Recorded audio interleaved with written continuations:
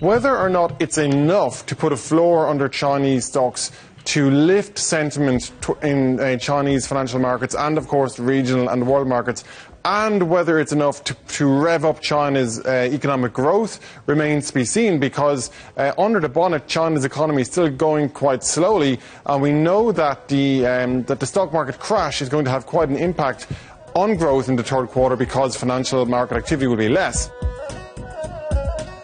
Our Chinese investments have taken hits as a result of the volatility.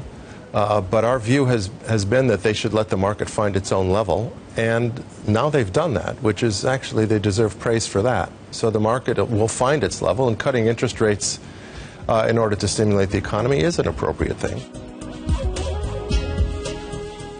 I think it remains a very treacherous market because investors are still very much torn between liquidity, which is around the corner, and the prospect of global economic growth, which are still extremely modest.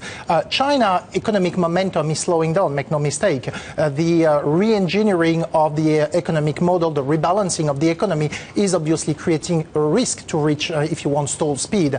So right now, I think if you want to have an interest in China, you need to be very selective, and maybe you can also be a bit, if you want, implementing some kind of arbitrage techniques like being long certain stocks, but also hedge yourself against the underlying index exposure.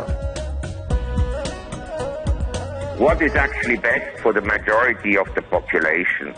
We have had in the US 6 years of zero interest rates, and what does the economy have to show for? Very, very little, considering all the stimulus packages, the zero interest rates and so forth.